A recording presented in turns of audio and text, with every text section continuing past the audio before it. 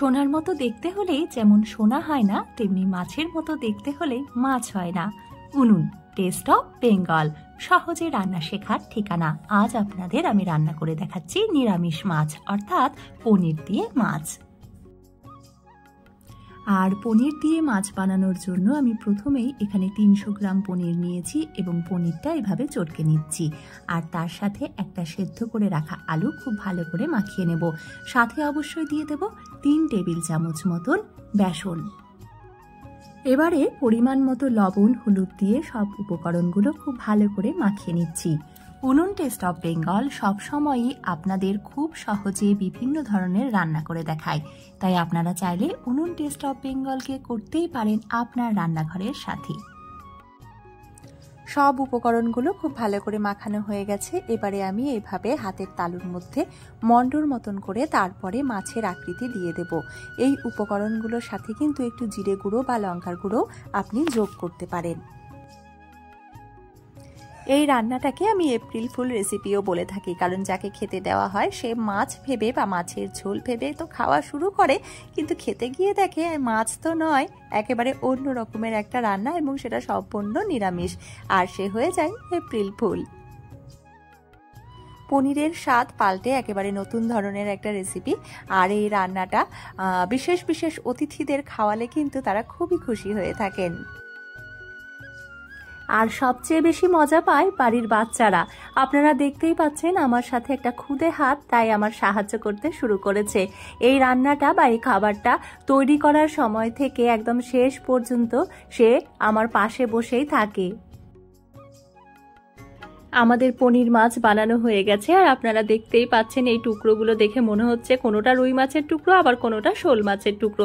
সে যে মাছই মনে হোক, আলটিমেটলি তো সেটা মাছই মনে হচ্ছে।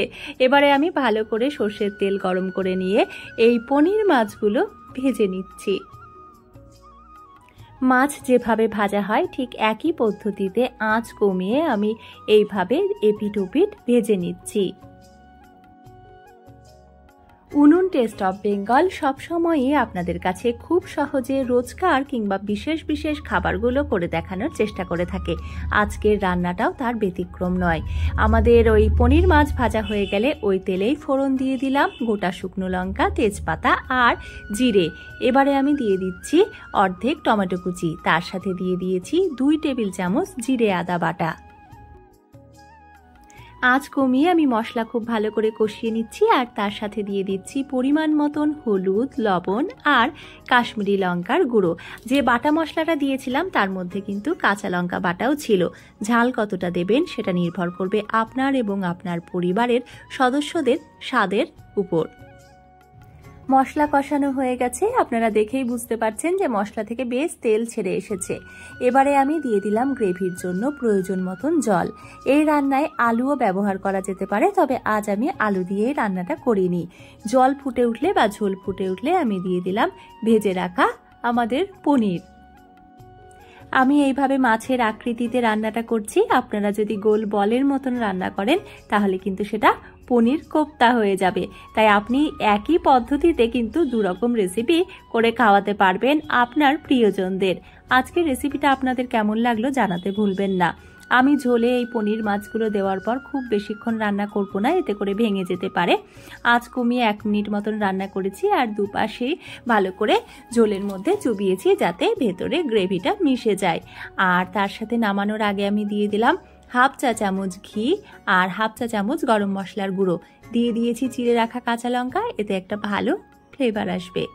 আমাদের এটা হলো মাছ, তাহলে এটা মাছ না, এটা তো আমাদের পনির।